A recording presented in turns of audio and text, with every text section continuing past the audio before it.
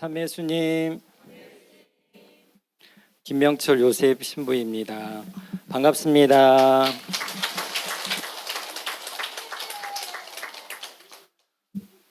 제일 멀리에서 왔다고 그랬는데 광주보다도 더 멀리 있는 곳인데, 저는 지금 나주의 신학교에서 학생들과 지내고 있는데, 올해는 특히 제가 안식년을 하고 있어서 집에 어머니와 함께, 집이 무안인데 어머니와 함께 지내고 있어요. 요새는 이제 시골이다 보니까 잔디도 깎고 밭에 풀 메고 매일매일 일하다 보니까 얼굴이 어머니 말로는 동남아 사람이 됐다고 그랬는데, 오늘 정말 여기 오기 위해서 제가 기차표를 한 달 전에 끊어놨는데 시간이 너무 촉박해서 바로 이제 시작하는 시간에 도착하게 돼서, 이제 어제 부랴부랴 다시 새벽에 밤에 기차표를 첫 차로 5시 반 새벽에 일어나야 했는데 3시에 일어나게 해주세요 하고 성모님께 기도를 하고 자는데 2시 반에 깨주셨어요. 그래서 무사히 잘 도착할 수 있었고, 여러분들 뵙게 돼서 정말 기쁘고 좋은 날인 것 같습니다. 특별히 마리아학교가 20주년이 되는 오늘 우리와 함께 해주신 성모님께, 그리고 누구보다도 20년이 지내는 이 지나온 시간 동안 이끌어오신 또 프란치스카 수녀님께 감사하는 마음으로 박수 한번.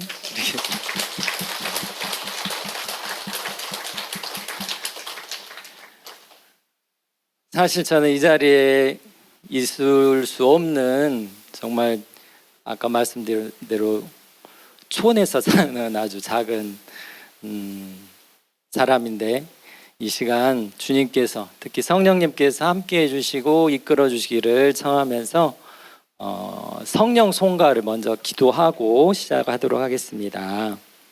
다 같이 기도하겠습니다. 오소서 성령님, 당신의 빛, 그 빛살을 하늘에서 내리소서.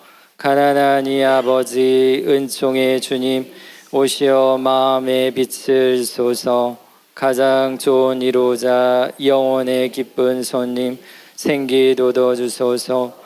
일할 때 유식을, 무더울 때 바람을, 슬플 때 위로를 지복에 비치시어 저희 마음 깊은 곳을 가득히 채우소서. 주님 도움 없으면 저희 삶 그 모든 것 이로운 것 없으리. 허물은 씻어주고 마른 땅 물 주시고 병든 것 고치소서.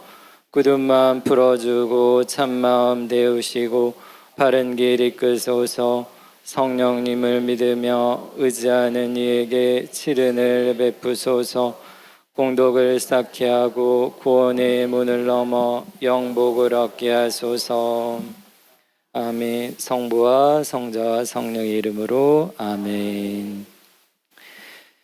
실은 제가 항상 노래로 시작을 하는데 오늘은 시간이 얼마 없어서 노래 많이 했다고 그래서 노래 안 부르겠습니다. 바로 시작하겠습니다. 오늘 주제가 진정한 그리스도인이 되려면 마리아적인 사람이 되어야 한다라고 이렇게 누가 정하셨는지 수녀님이 정하셨겠죠. 너무나도 좋은 말씀을 이렇게 선택해 주셨는데, 성 바오로 6세 교황님께서 해주셨던 말씀입니다.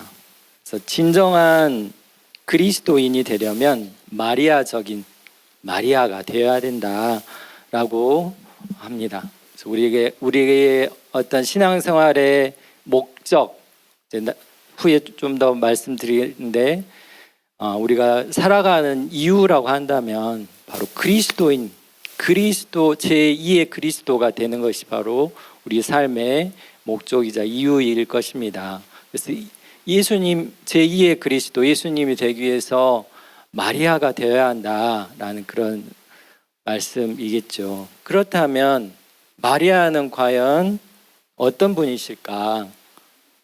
저 여인은 누구실까? 우리가 여러분들 레지오 다들 해보셨죠? 하고 계시고 레지오 까테나 봤을 때 먼 동이 트이듯 나타나고 달과 같이 아름답고 회야같이 빛나며 지낼 친구인데처럼 저 여인은 누구실까 하고 이렇게 기도를 하잖아요. 항상 우리 저 여인 신비에 쌓여 계신 정말 알똥말똥한 그런 분으로 이제 우리가 알고 이해하고 있는데 이 여인을 이제 제2차 바티칸 공의회 교회 헌장 8장에서 이렇게 말씀을 말하고 있어요. 교회가 가르치고 있어요. 구약 성경, 신약 성경, 즉 성경과 존귀한 성전. 그러니까 우리 가톨릭 교회에서 신앙의 핵심 두 기둥을 뭘로 삼고 있죠? 성경과 성전. 성경은 하느님의 말씀이고 성전은 뭐예요? 전통. 예.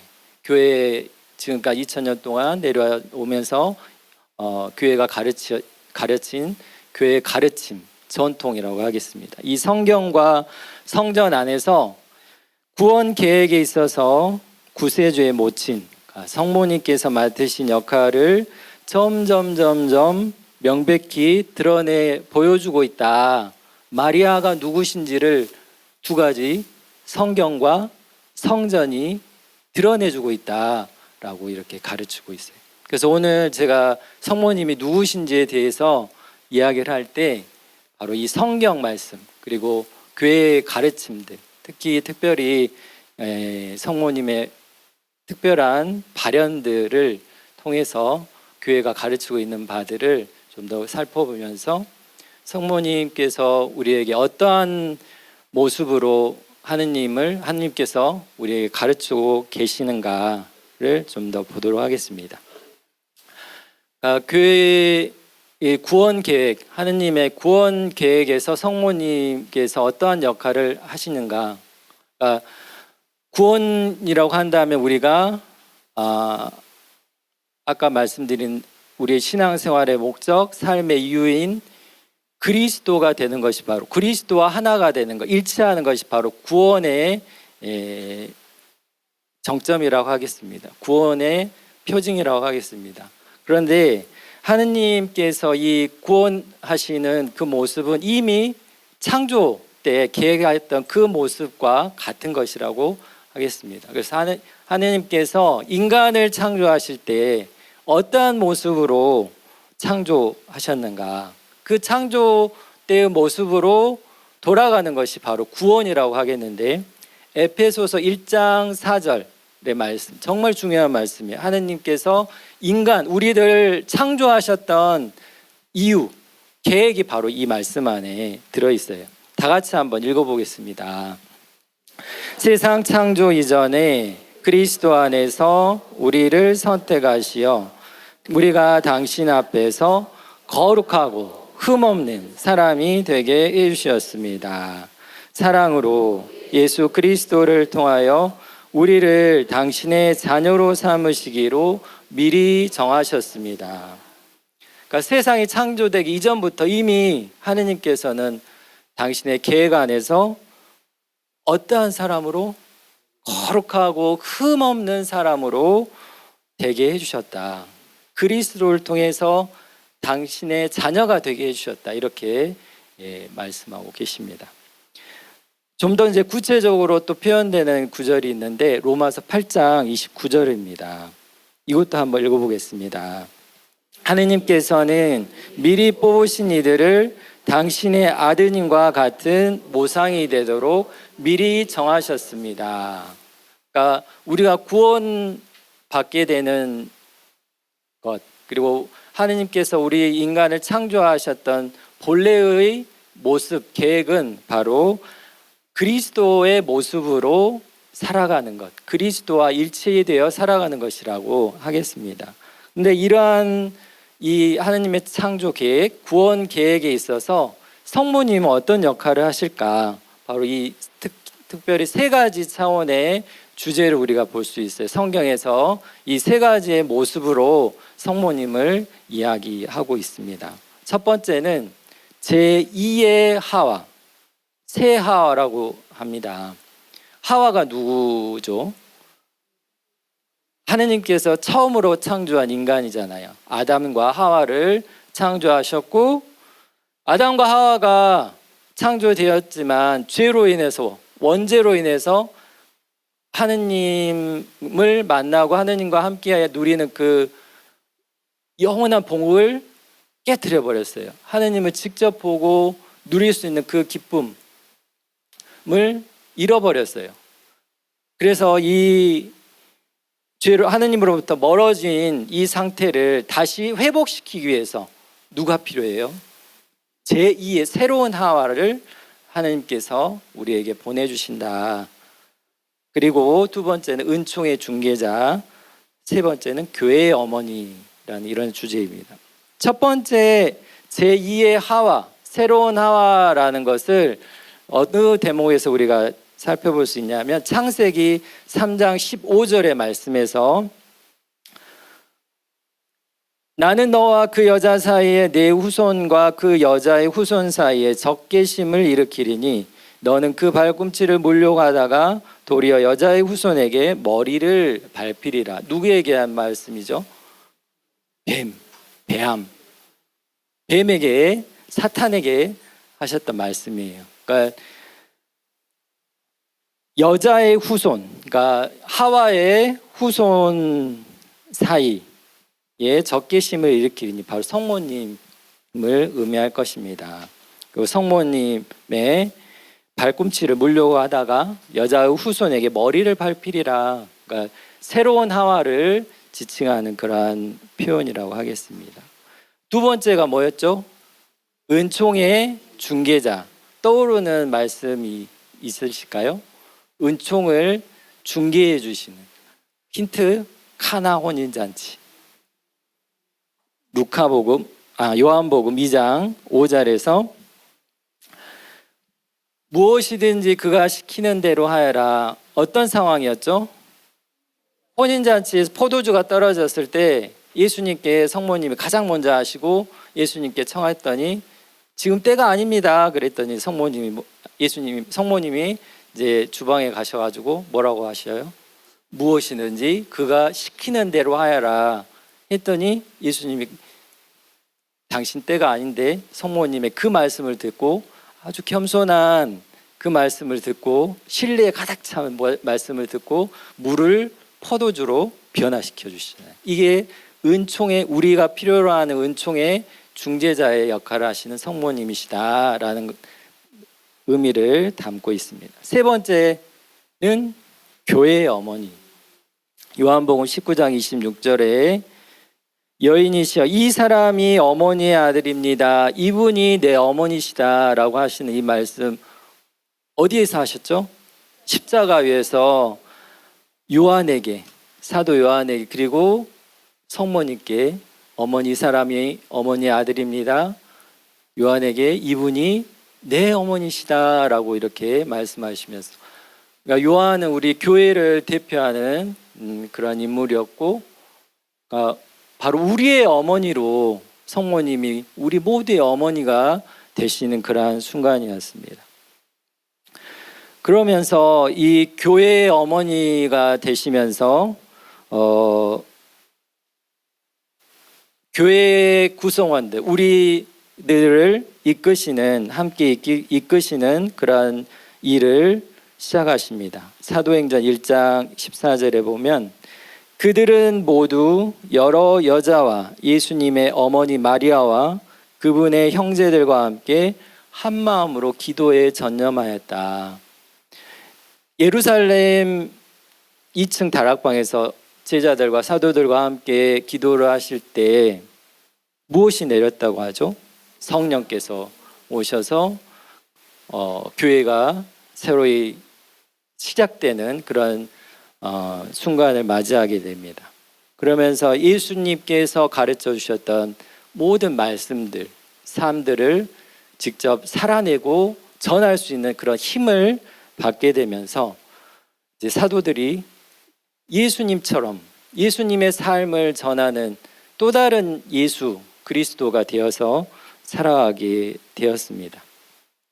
그래서 교회 현장 8장 65항에서는 이렇게 또 이야기를 하고 있습니다. 교회는 사도직 활동에서도 당연히 그리스도를 낳으신 마리아를 우러러보며 성령으로 잉태되시어 동정녀에게서 태어나신 그리스도께서 교회를 통하여 신자들의 마음속에도 태어나시고 자라나시기를 바란다. 동정녀께서는 당신의 생애에서 모성애의 모범이 되셨으며 모성애로 교회의 사도직 사명 안에서 사람들이 새로 나도록 협력하는 모든 이가 활력을 찾는다. 그리스도께서 성모님 태에 잉태되실 때 무엇으로 말미암아? 성령으로 말미암아 예수님을 잉태하셨다고 성경은 전하고 있고, 또 사도들이 성모님과 함께 오순절날 성령을 받아서 예수님의 말씀을 새롭게 전하는 제2의 이 그리스도로서의 삶을 시작하게 되었습니다. 이처럼 성령께서는 우리를 새로운 삶을 살게 하시면서 제2의 그리스도의 모습으로 변화시키시고 예수님의 삶을 살아가게 하십니다. 그래서 성령께서 이 세상에 오셔서 가장 큰 업적을 이루셨던 순간이 언제냐면 성모님께서 예수님을 잉태하시는 순간이었어요. 수많은 일들을 하셨지만 가장 큰 업적은 성모님의 태안에 예수님을 잉태하시게 하신 순간이었어요. 마찬가지로 성령께서 하시는 가장 큰 업적은 우리 각자가 그리스도의 삶을, 예수님의 삶을 살아가게 되는 것. 이게 가장 성령의 가장 큰 업적이라고 하겠습니다.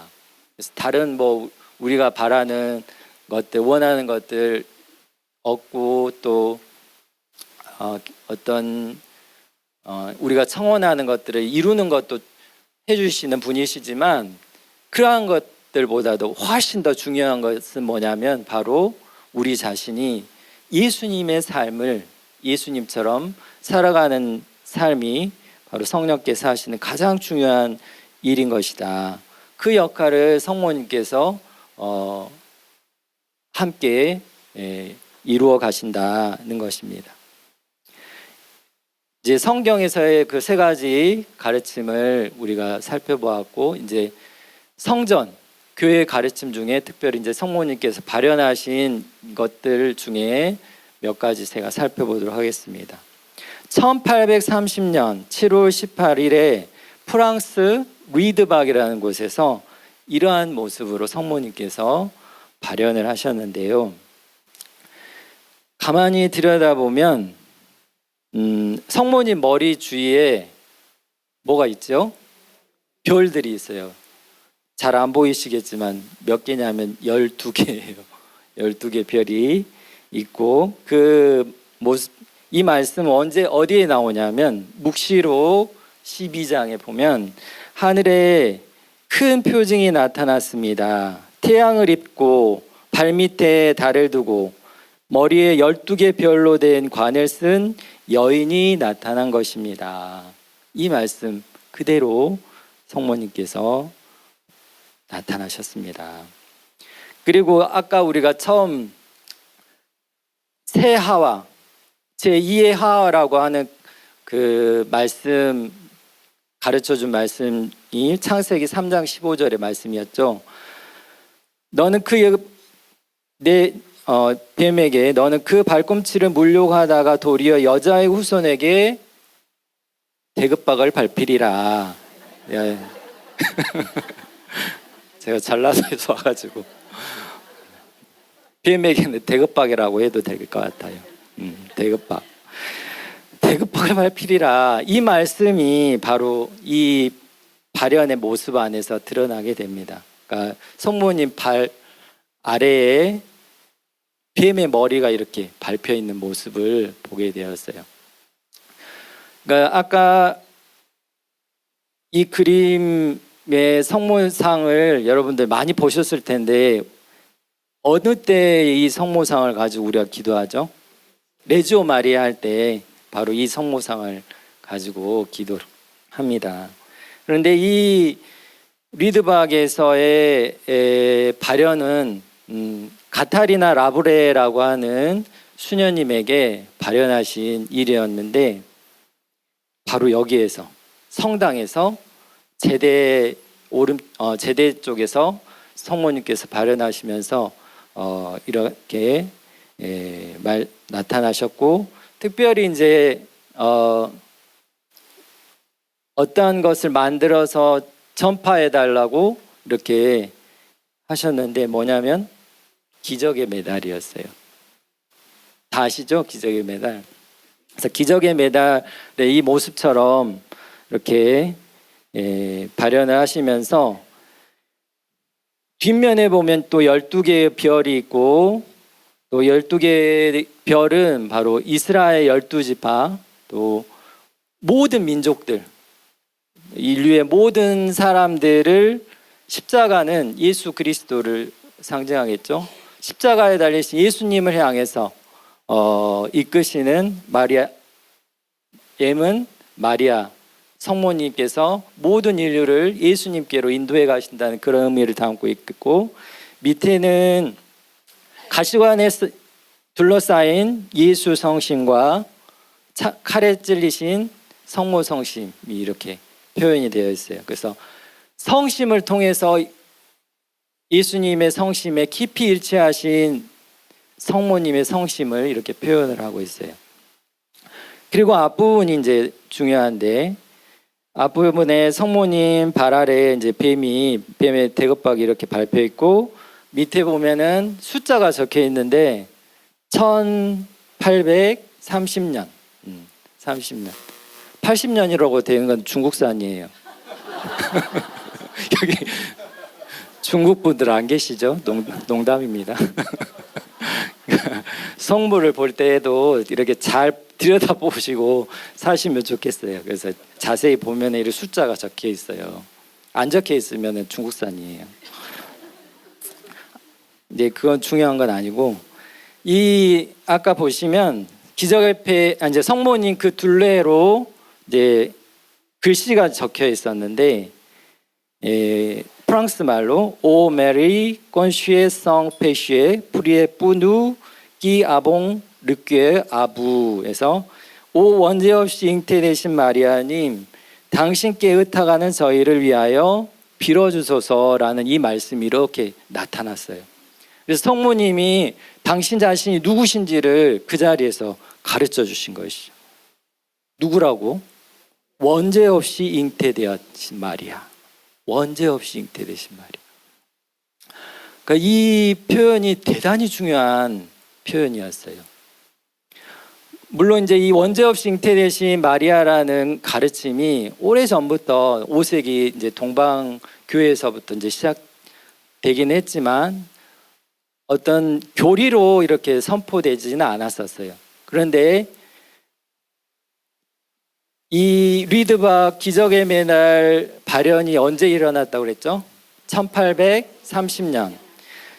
근데 이 원죄 없이 잉태되신 마리아라는 교의가 언제 반포가 되냐면 1854년 비오 9세 교황님께서 믿을 교리로 선포를 해주십니다. 그러니까 아까 이제 1830년에 가타리나 라브레 수녀님에게 성모님이 내가 원죄 없이 잉태되었다라고 하는 이 가르침을 이제 정확하게 명확하게 교회에서 이렇게 믿을 교리로 선포를 해주셨고, 그런데 이제 여러 특히 이제 개신교나 이런 교회에서 어떻게 성모님이 원죄 없이 잉태되었냐 하고 이렇게 막 논란을 일으키기 시작했어요. 그래서 그랬는지 몰라도 성모님이 다시 한번 발현을 또 하시게 되는데, 프랑스 루르드 가보신 분도 계실 건데 많이 가보셨죠?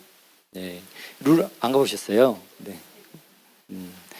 아무튼 1858년에 2월 11일에 루르드에 이제 발현하시면서 마사비엘 동굴이라고 하는 프랑스 남부 지역에 발현을 하시면서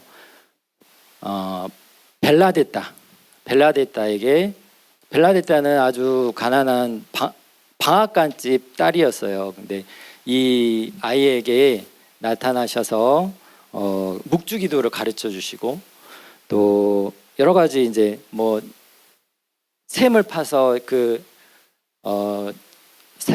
물이 이렇게 나게 해서 많은 사람들이 거기에 가서 이제 치유를 받기도 하고 그렇게 하잖아요. 그런 것도 있었지만 가장 중요한 또 가르침은 바로 나는 원죄 없는 잉태다. 깨소이에라 임마culada 콘셉시우.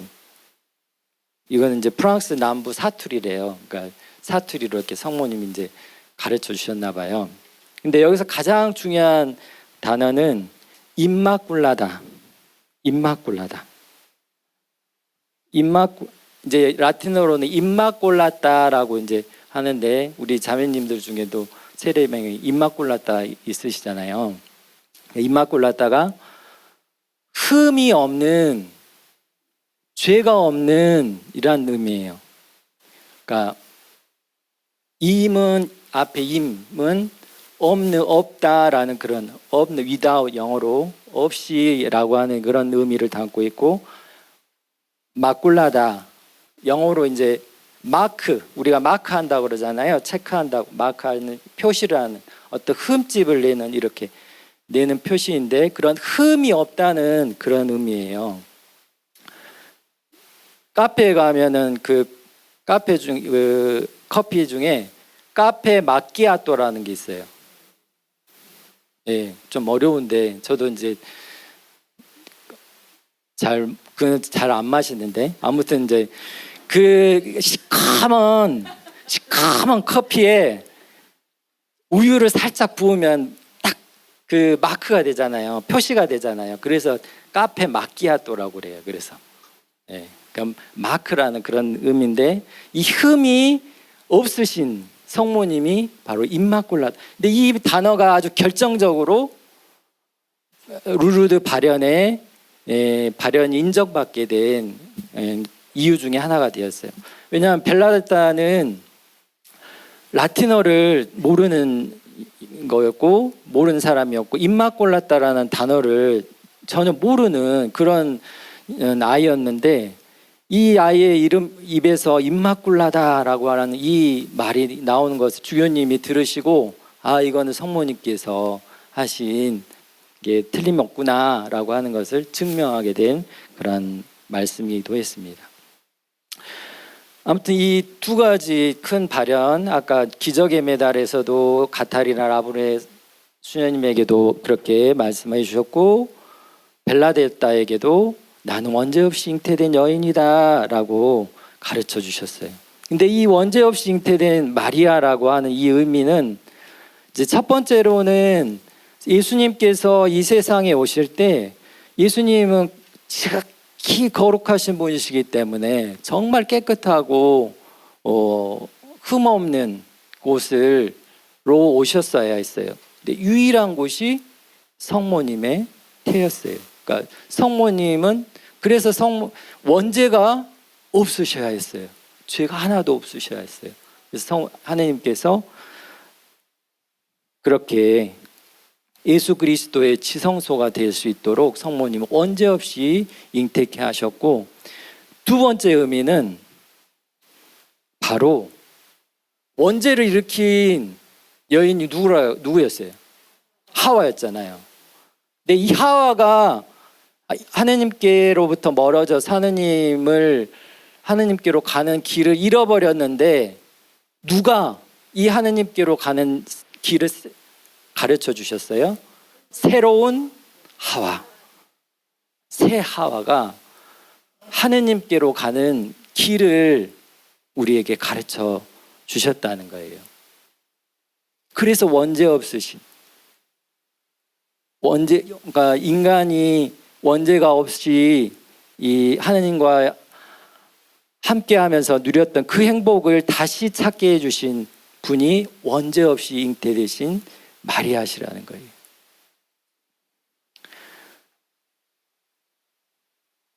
그 다음에 이제 중요한 발현 가운데 하나가 1917년 5월 13일, 여러분들 너무나도 잘 알고 계신 파티마에서의 발현이었습니다.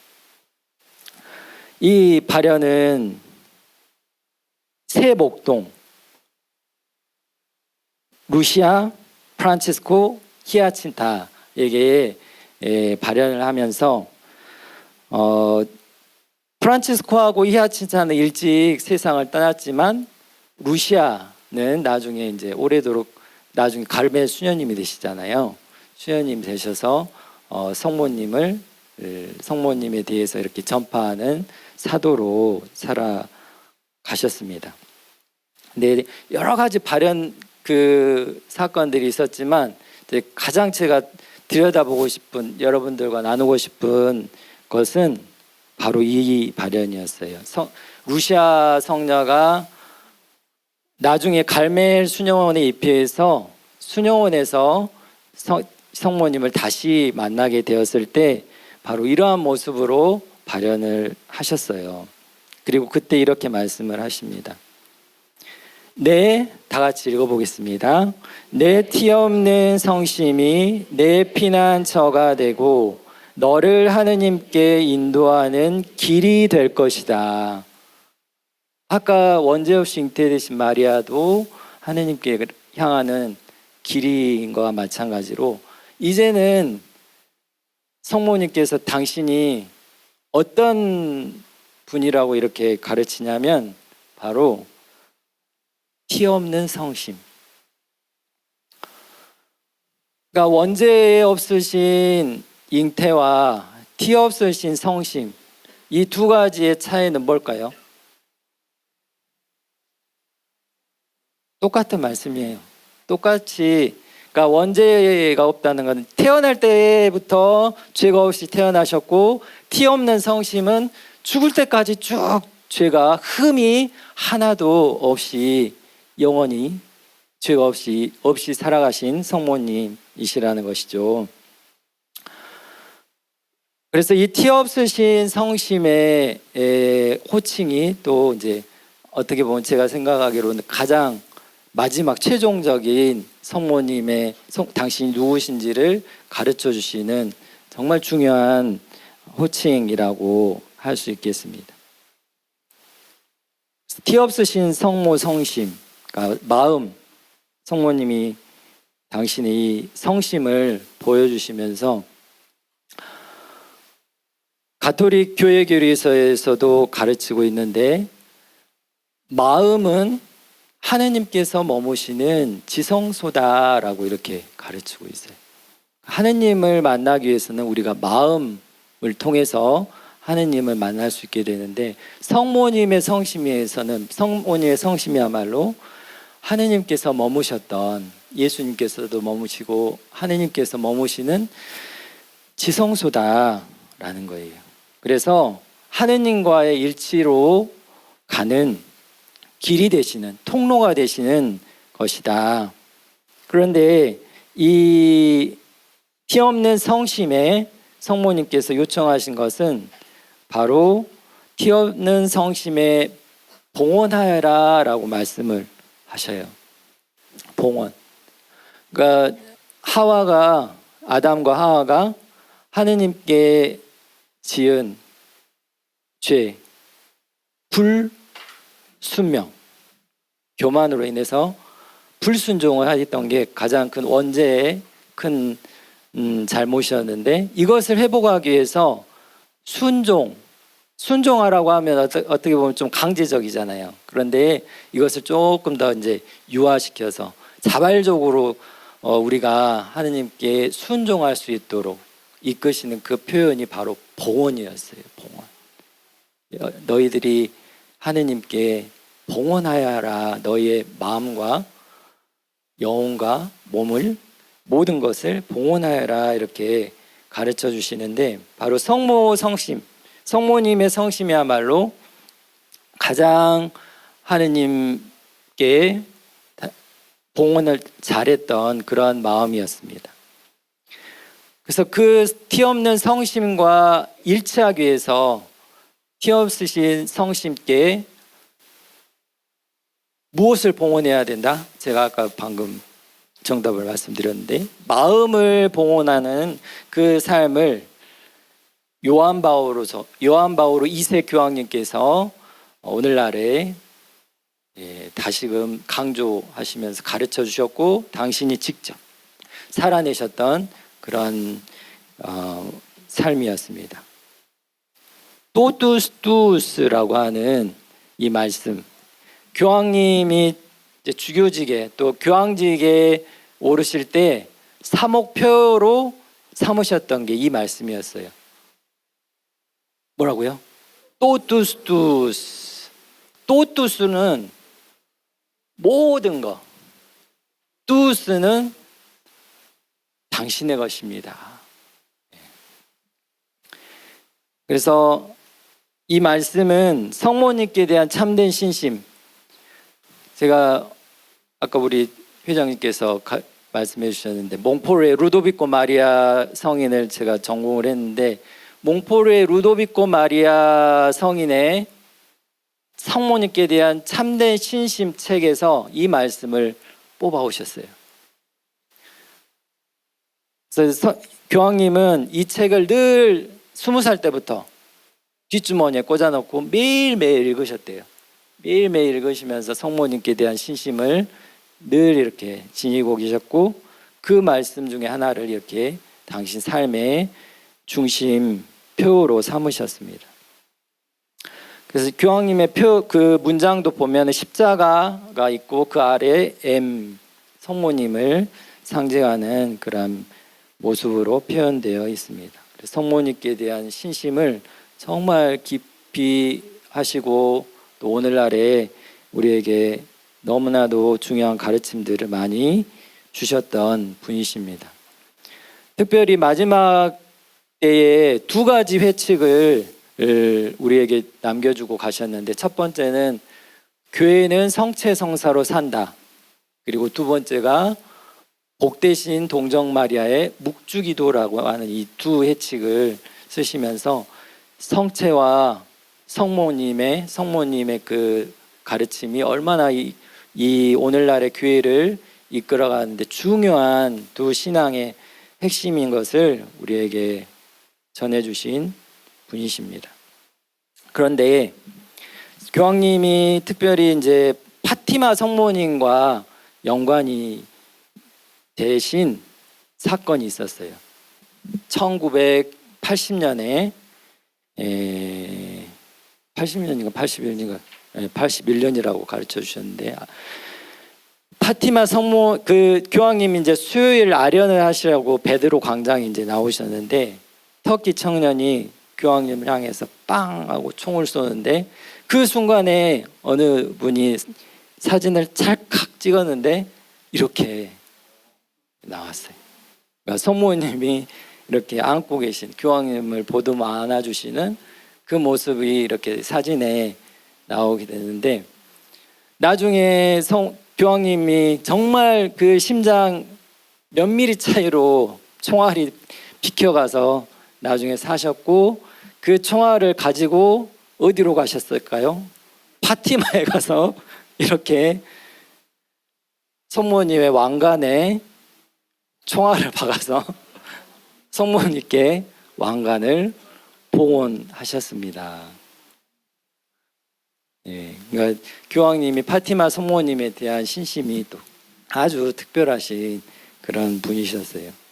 그래서 교황님은 성모님께 봉헌하는 삶을 우리에게 늘 강조하시고 당신이 사시고 하셨는데, 바로 이겁니다. 어머니, 저와 저의 모든 것이 어머니의 것입니다 라고 하는 봉헌의 기도, 다 같이 한번 바쳐보겠습니다. 어머니, 저와 저의 모든 것이 어머니의 것입니다. 레주 아치에스 할 때 우리가 백실륨 앞에서 하잖아요. 예, 다 그러니까 통해요. 레주든 우리 푸른 군대든 다 성모님은 같은 성모님이시기 때문에 거기에서도 그렇게 봉헌했듯이 성모 신심의 가장 핵심적인 주제가 바로 봉헌이에요. 봉헌. 한 성모님께 봉헌하는 건데, 그러니까 봉헌은 아까도 제가 말씀드렸듯이 마음을 봉헌하는 것입니다. 그러니까 마음을 봉헌한다는 게 그렇게 이제 우리가 어렵게 느껴질 수도 있지만 그냥 단순하게 어머니께 내 의견을 여쭙는 거예요. 그래서 봉헌은 성모님과의 영적인 대화이다. 힘들 때, 어려울 때 성모님께 성모님 하고 이렇게 성모님을 부르면서 어찌하실까요? 하면 성모님께서 우리에게 성모님의 성심에서 빛이 나와서 성모님의 마음을 느끼고 성모님께서 하시는 그 말씀을 우리가 느낄 수 있게 됩니다. 물론 이제 어떤 귀에 들리는 음성적으로 이렇게 성모님 말씀하시지 않아요. 그러니까 어떤 빛으로서 이런 말씀을 나에게 지금 하시는구나 하는 것을 깨닫는 것이죠. 그러니까 예를 들어서 매일 술 먹고 늦게 들어온 남편이 있어요. 그런데 이 부인이 이제 어느 날은 어제도 이제 술 먹고 늦게 들어와가지고 아침에 밥을 차려주고 싶어요? 하면서 차리고 싶어요? 안 차리고 싶어요. 성모님 어찌하실까요? 그러면 성모님께서 뭐라고 하실까요? 그렇게 길게도 말 안 하세요. 콩나물국. 얼른 이제 가서 콩나물을 한 봉다리 사다가 막 이렇게 아침에 이제 맛있게 끓여줘요. 이제 남편이 그 맛있는 국을 먹고 눈물을 뚝뚝 흘리면서 이제 다시 출근을 해요. 근데 그날 술 먹고 들어오겠어요? 안 들어오겠어요? 또 먹어요. 또 먹어요. 안 변해요. 그러니까 그게 기적이 아니라 그 또 먹고 들어오는 남편을 보고 다음 날에 또 어찌했을까요? 다음 날에 뭘 말씀하실까요? 북엇국.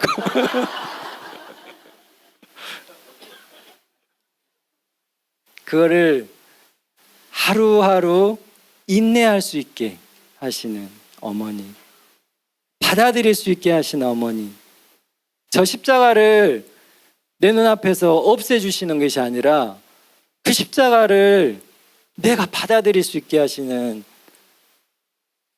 그게 바로 성모님의 은총이고 우리를 예수님의 모습으로, 그 모진 고통 중에서도 모든 것을 아버지께 봉헌하셨던 예수님의 모습으로 변화시키시는 어머니의 역할입니다. 그래서 봉헌이 바로 어떤 큰 업적을 이루는 것이 아니라 이 작은 것, 우리의 마음을 성모님의 마음과 바꾸시고, 성모님은 누구 마음과 일치하고 계세요? 예수님의 마음과, 그러니까 우리 마음을 예수님의 마음으로 바꾸시고, 예수님은 누구와 일치하고 계세요? 하느님과. 그러니까 우리의 마음을 하느님의 뜻으로 바꾸시는 그러한 역할을 하시는 것입니다. 그래서 우리가 봉헌을 늘 이제 새롭게 할 수 있도록 갱신하는 시간이 있는데, 이거는 몽포레 루도비코 마리아께서 성인께서 가르쳐 준 기도입니다. 성모님께 대한 참된 신심에 보면 영성체전에, 영성체, 예수님께서 우리와 일치하시기 위해서 오시잖아요. 그래서 우리가 성체를 모시러 나아갈 때 어떻게 하고 나가세요?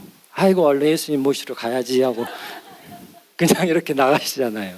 근데 그때 성모님과 일치하는 거예요. 어머니, 저와 저의 모든 것이 오로지 당신의 것입니다. 자기의 마음을 봉헌하고 성모님만이 예수님을 모실 수 있는 지성소예요. 티 없으신 성심. 그러니까 성모님께서 내 안에 오셔서 예수님을 모셔주십시오 하고 성모님께 봉헌의 기도를 하고 영성체 후에 이렇게 기도합니다. 예수님, 주님은 제 안에 오시어 더욱 커지시고 저는 점점 작아지게 하소서. 성모님, 어머니께서도 제 안에 오시어 더욱 커지시고 저는 점점 작아지게 하소서.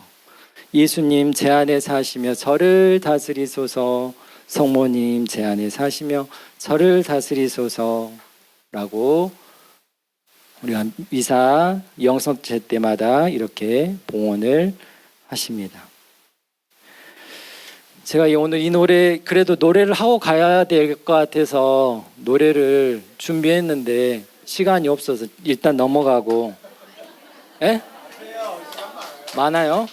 그럼 할게요. 뒤에 또 이야기가 많아가지고. 두 팔 펼치시고 사랑의 눈길로 항상 우리를 보시며 눈물 짓고 계시는 오 성모 마리아, 사랑의 어머니, 우리 죄를 대신하여 기도하고 계시네. 성모 성심이여 사랑의 빛으로 우리 죄인들을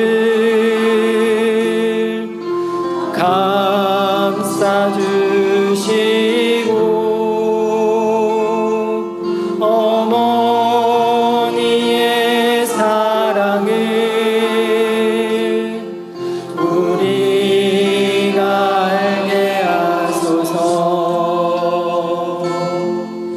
깊으신 눈길로 늘 기도하시며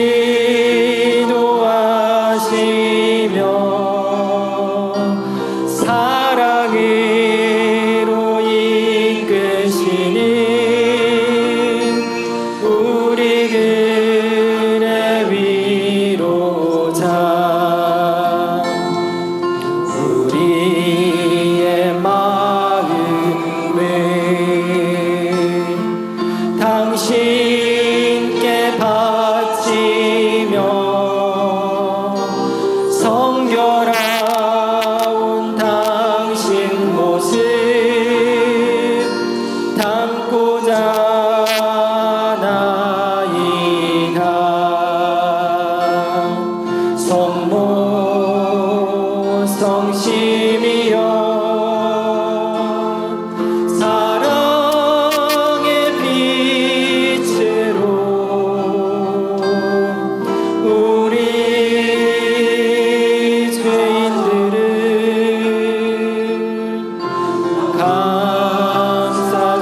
감싸주시고 어머니의 사랑을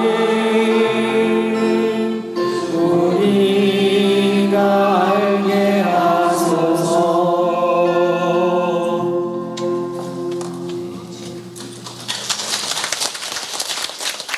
우리의 무엇을 어머니께 봉헌한다? 마음을 바치고 성결하온 거룩하고 흠없는, 아까 맨 처음에 제가 말씀드렸던 하느님의 창조 구원 계획 무슨 말씀이셨죠? 에베소서 1장 4절의 말씀에서 거룩하고 흠없는 사람이 되게 하셨다라고 하는 그 말씀 기억나시죠? 그 삶을 바로 성모님께서 사셨고 우리도 그러한 삶으로 인도하신다는 것이죠. 그런데 이 봉헌의 삶을 몽포르의 루도비코 마리아 성인이 또 이제 더 명확하게 설명해 주는 부분이 있어요. 바로 세례성사입니다. 예수 그리스도께 대한 완전한 봉헌은 마리아께 전적으로 봉헌하는 것 외에 다른 것이 아니고, 바꾸어 말하면 세례 때 발한 서약과 맹세를 갱신하는 것이다.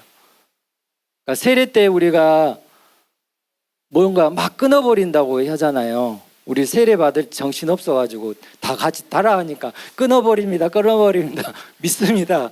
근데 뭘 끊어버린지 모르고 그냥 했어요. 근데 마귀를 끊어버리고 신앙을 믿습니다, 이렇게 우리가 고백을 했었는데,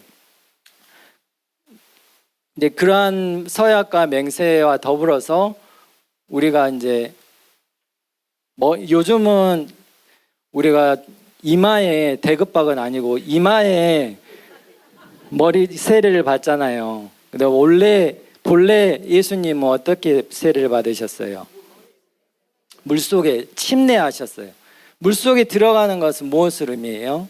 죽고 다시 나오시는 것은 부활을 의미해요. 그래서 세례는 우리가 죄로 죽고 예수님의 삶과 더불어 다시 태어나는 거예요. 그러니까 세례성사는 단순히 이마에 물 붓고 하루 끝나고 그 하루로 끝나는 성사가 아니에요.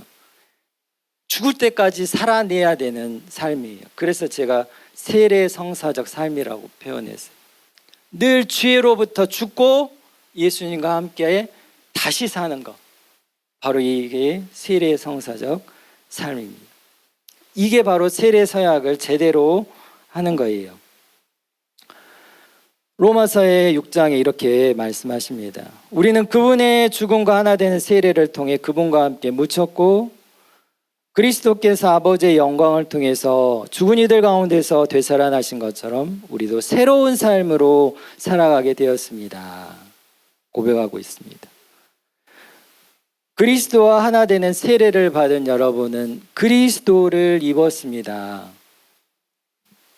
그리스도를 입었다고 하는 것은 그리스도의 삶, 그리스도의 말씀과 삶을 내가 받아들였다는, 예수님의 삶을 살아간다는 의미예요. 단순히 어떤 예수님이 입으셨던 그 옷을 입는 게 아니라 예수님의 삶을 받아들이는 거예요.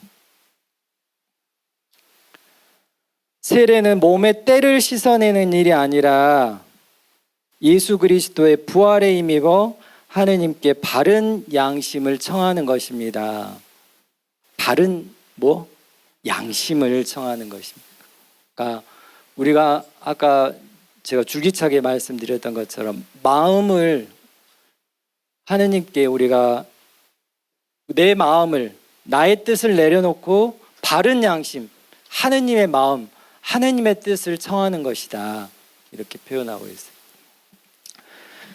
마음, 양심을 이제 라틴어로 콘시엔시아라고 하는 그 단어가 있는데, 콘은 함께라는 뜻이고 꿈, 그리고 시엔시아는 지혜, 지식이라는 뜻을 의미해요. 그래서 하느님에 대한 알을 함께, 하느님께서 우리에게 가르치시는 하느님의 당신에 대한 알을 함께 공유하는 거예요. 어디에서? 마음에서. 그래서 우리가 하느님을 만나기 위해서, 하느님을 알기 위해서는 어디로 들어가야 된다? 우리의 마음 안으로 들어가야 된다. 성모님의 성심 안으로 들어가서 성모 성님은 바로 하느님이 누구신지를 우리에게 가르쳐 주신다는 거예요. 그래서 바른 양심을 청하는 것이 바로 세례성사의 삶이라고 하겠습니다.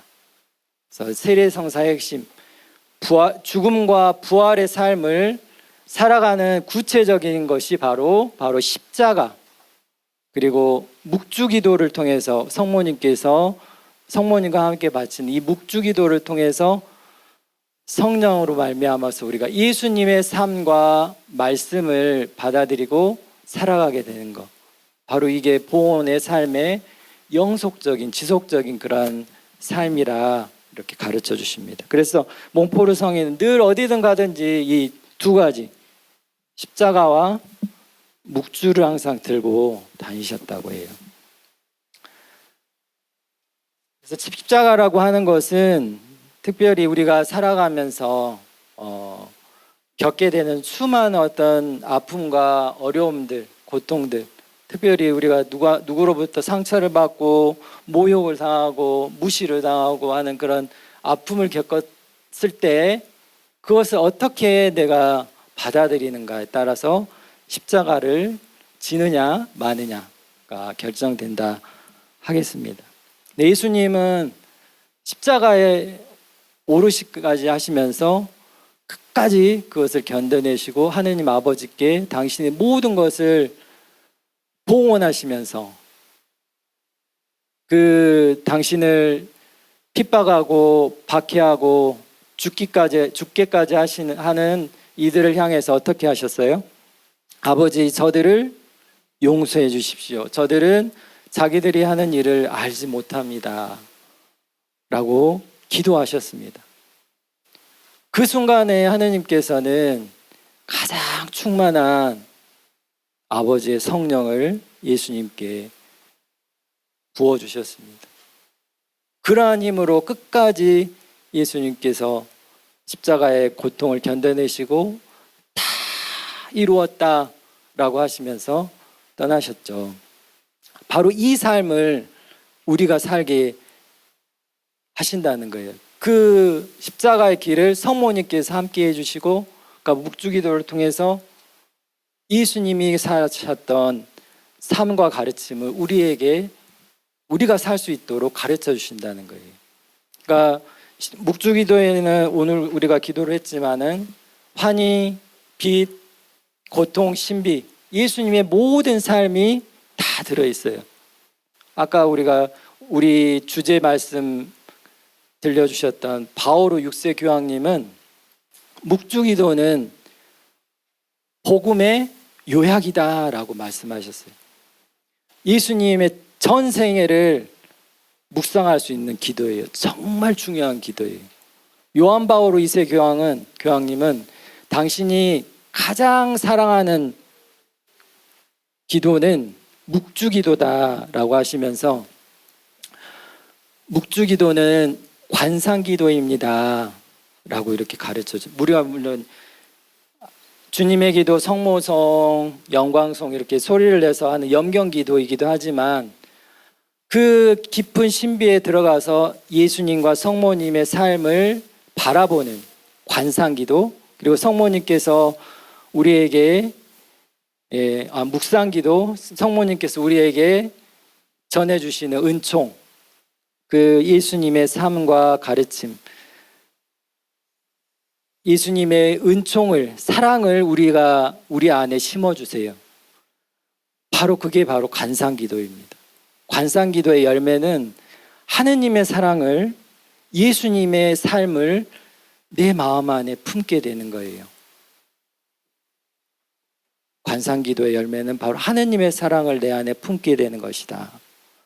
바로 그래서 어떤 어려움을 우리가 겪게 되고 힘들 때 이 십자가가 이렇게 십자가를 피해주라고 피하게 할 수 있도록 기도를 하는 것이 아니라 이 과정을 통해서 하느님의 힘을, 하느님의 사랑을 살아갈 수 있게 이끌어 주시는 분이 바로 성모님이시다. 그래서 우리가 점점 더 누구의 삶을 닮아가게 해주신다? 예수님의 삶을 살아갈 수 있게 해주신다. 마리아의 자녀들은 예수님의 청빈, 겸손, 세상을 업신여김과 사랑의 발자취를 따르는 참된 제자들이다. 오른손에는 십자고상을, 왼손에는 묵주를 들고 또 가슴에는 예수님과 마리아의 거룩한 이름을 새겨서 그들의 모든 행동에서 예수님의 청빈과 고행을 드러내면서 그것을 실천해 나가게 한다. 이들은 바로 장차올 위대한 사람들이다 라고 이렇게 말씀을 하셨습니다. 그리하여 성모님께서 또 성령께서 이루시는 가장 큰 업적은 우리가 예수님과 일치를 이루는 것입니다. 참된 신심 260방에서 몽포르성에는 이렇게 성모님을 표현하십니다. 시간과 비용을 적게 들이면서 살아계신 하느님의 모상을 나타낼 수 있는 위대하고 유일한 주영은 바로 마리아이시다. 그리고 이 주영을 찾아 그 속에 흘러드는 영혼은 곧 예수 그리스도를 닮게 되므로 그것은 이 주영이 충실히 그리스도를 판에 찍어내기 때문이다. 성모님은 하느님의 주영이라고 표현을 하셨어요. 원래 이제 아우스티노스가 하신 말씀이었는데 다시 몽포르 성인이 가르쳐 주십니다. 아까 에베소서 1장 4절의 말씀과 더불어서 하느님의 계획에 대한 말씀 들려드린 또 다른 구절이 하나 있었는데 로마서 8장 29절에서 하느님께서 여러분을 그리스도의 모상으로 창조하셨습니다 라고 이렇게 말씀하셨다고 그랬어요. 그래서 성모님은 바로 그리스도의 모상, 하느님의 모상을 마음 안에, 내면 안에 품고 계시는 분이시다라는 것. 그래서 우리가 겨울에 먹는 길거리 간식 뭐가 있죠? 붕어빵. 붕어빵 만들 때 어떻게 만들어요? 일일이 송편 빚듯이 이렇게 빚어서 만들어요? 아니죠. 판에다가 딱 부어가지고 찍고 안고가 빠지면 안 되죠. 팥을 넣고 해서 하면 딱 똑같은 붕어빵이 생기잖아요. 순식간에. 그런 것처럼 우리가 성모님께 우리의 마음을 봉헌했을 때 성모님은 하느님의 모상, 그리스도의 모상, 주영이시기 때문에 우리의 마음을 성모님 마음에 넣었을 때 순식간에 예수님의 모습으로 변화시키신다. 그래서 성모님께 대한 참된 신심이 가장 빠르고 완전하고 안전하고 또 하나 쉽고 라는 그 가르침을 몽포르 성인이 가르쳐 주셔요. 그러니까 다른 어떤 물론 고행을 열심히 하고 희생을 열심히 바치고 하는 그러한 노력들도 중요한 것이지만 그 이전에 가장 중요한 것은 바로 우리의 마음이 변화되는 것. 성모님과 일치하고 예수님과 일치하는 그 마음의 변화를 통해서 예수님의 삶을 닮아가게 하신다. 그래서 결국 우리가 예수님께서 이제는 내 안에 내가 아니라 그리스도께서 사십니다 라고 하는 갈라디아 2장 20절의 말씀을 고백할 수 있게 될 것이다. 교회 원장 65왕은 이렇게 가르쳐 줍니다. 교회는 자녀다운 효성으로 마리아를 받들고 사람이 되신 말씀의 빛으로 마리아를 바라보면서 드높은 강생의 신비를 공경하고 더 깊이 파고 들어갈수록 더욱더 자기 신랑을 닮아간다. 여기서 신랑이 누굴까요? 예수님이시죠. 교회는 예수님의 신부. 교회는 누구예요? 우리들이에요. 우리가 신랑이신 예수님을 닮아가게 하시는 분은 바로 마리아이시고 성령님이시다. 그래서 오늘 제가 너무 많은 말씀들을 벌써 이제 시간이 많이 지났는데 말씀들을 드렸는데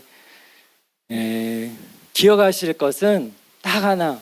성모님 어찌했을까요? 이 말씀 기억하시면서 늘 삶을 살아가실 때 힘들거나 어려울 때 성모님 어찌했을까요? 하면 성모님께서 바로 우리에게 찾아오셔서 내 삶을 빛으로 가르쳐 주실 것이다. 그러니까 그 기도를 우리가 자주 반복할 때 성모님 하는 순간 뭐라고 하시는지 깨닫게 돼요. 성모님이 뭐 어떤 삶을 살기를 원하시는지 우리가 성모님께 봉헌하는 삶을 충실히 착실히 살아가시는, 그래서 예수님을 닮은 하느님의 구원 계획을 이루어 드리는 그러한 우리들이 되었으면 좋겠습니다. 부족한 말씀이었지만 잘 들어주셔서 감사드리고 오늘 하루 또 은총의 날 될 수 있도록 저도 기도로 계속해서 함께 하겠습니다. 감사합니다.